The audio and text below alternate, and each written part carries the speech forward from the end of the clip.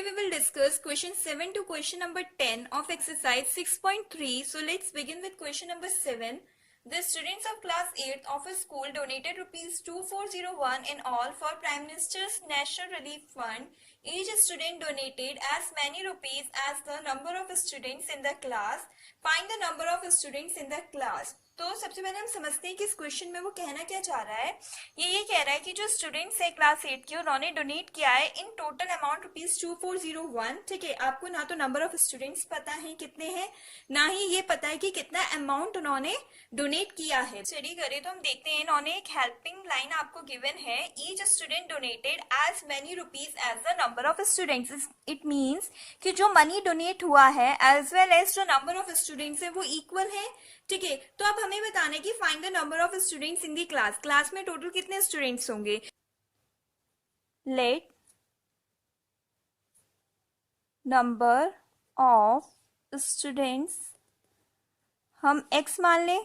ठीक है, तो जो नंबर ऑफ जो मनी डोनेटेड होगा वो कितना होगा,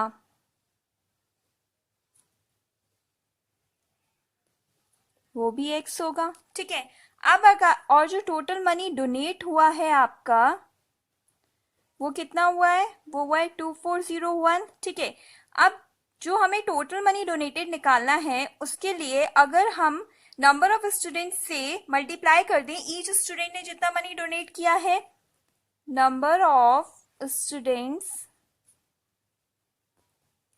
multiply money donated by each student, तो ये आपको क्या दे देगा, is equal to total money जो आपका डोनेट हुआ है।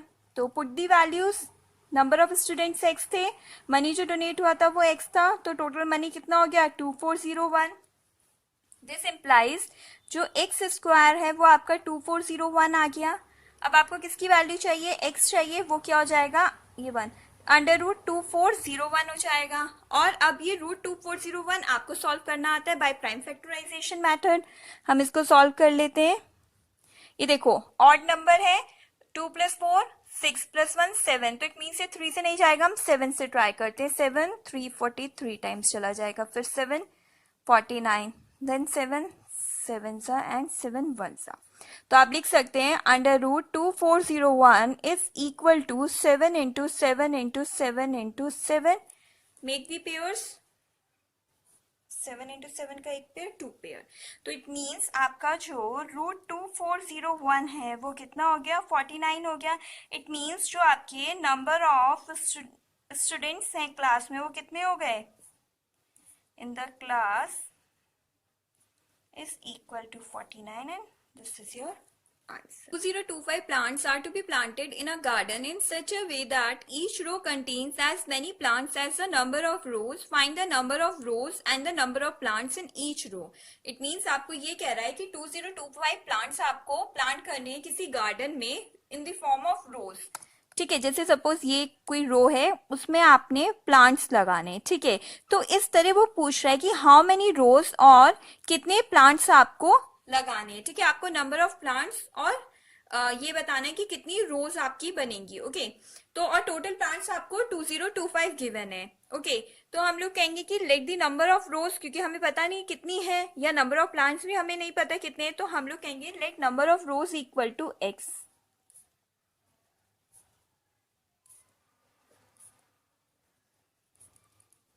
ठीक है, नंबर ऑफ प्लांट्स इन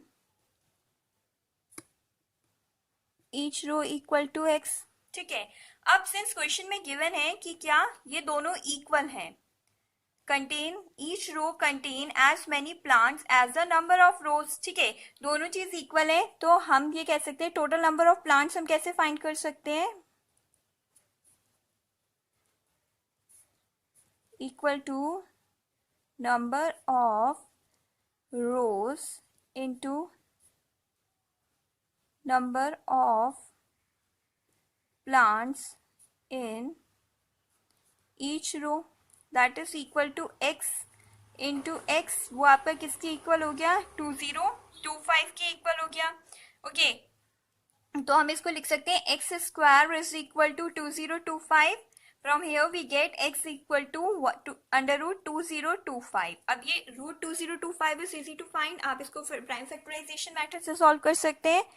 2025 5 से जाएगा 4 सा 0 5 अगेन 81 अगेन 327 सा 3 9 सा 3 3 सा एंड 3 1 सा. So we can write under root 2025 is equal to 5 into 5 into 3 into 3 into 3 into 3. So how many pairs? 5 का एक पेयर बना, एक 3 का, एक 3 का. ठीक है. तो हमें मिला under root 2025 is equal to 5 into 3 into 3. That is under root 2025 is equal to 45. तो बस आपके नंबर ऑफ रोज कितनी हो गई? नंबर ऑफ रोज कितने हो गए? 45. Number of plants in each row भी कितने हो गए आपके? 45. And this is your answer. Question number 9. Find the smallest square number that is divisible by each of the numbers 4, 9 and 10. It means आपको एक ऐसा नंबर स्क्वायर नंबर चाहिए जो क्या हो 4, 9, 10 से कंप्लीटली डिविजिबल हो. ठीक है.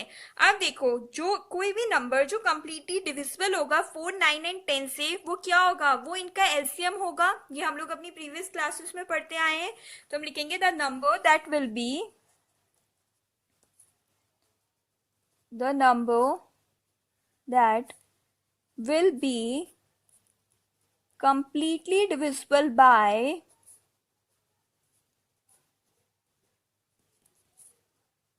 4, 9 and 10 is their LCM.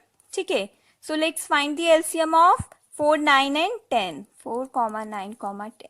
ठीक है. 2 से भेजो. 2 2 सा 2 5. Then 2 1 सा 9 5. Then 3 1 3 सा and 5 as it is. Again by 3 5 as it is. Again by 5 1 1 5. ठीक है. एलसीएम तो आप सबको आता होगा फाइंड करना. तो यहाँ से हमें एलसीएम क्या मिला? LCM is equal to 2 into 2 into 3 into 3 into 5. So we can see कि ये तो पेयर में है 2 एंड 3 भी, बट ये 5 पेयर में नहीं है. 5 अकेला है. तो ये आपका आ गया है 180. So we can see that 5 is a prime factor which does not have a pair and 180 is also not a perfect square. तो हम क्या करें? 180 को 5 से अगर मैं मल्टीप्लाई कर दूं तो 5 को पेयर भी मिल जाएगा और हम जब 180 को 5 से मल्टीप्लाई करेंगे तो हमें 900 मिलेगा जो एक परफेक्ट स्क्वायर होगा. ठीक है. So will write prime factor 5 does not have a pair. ठीक है. Therefore 180 is not a perfect square. So multiply by 5. So it means 180 into 5 is equal to 2 into 2 into 3 into 3 into 5 into 5. That is, अब देखो आप आपकी pairing complete हो रही है. ठीक है. तो हम क्या कहेंगे? Required square number is equal to 180 into 5, that is 900, and this is your answer. Question number 10. Find the smallest square number which is divisible by each of the numbers 8, 15 and 20.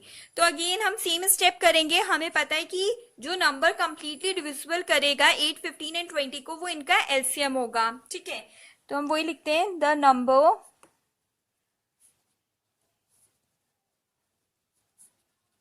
that is divisible by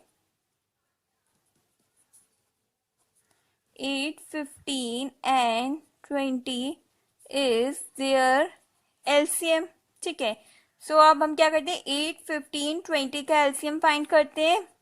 2 4 सा 15 as it is 10 सा. Again by 2 2 सा 15 as it is 5. Again by 2 1 15 as it is 5. Now 3 1 5 5 as it is 5 1 1 1. तो LCM आपको कितना मिला? 2 into 2 into 2 into 3 into 5.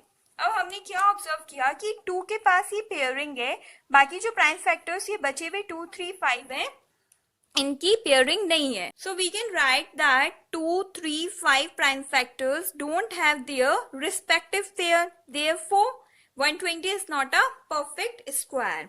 तो हम लोग लिखेंगे hence prime factors 2, 3, 5 do not have their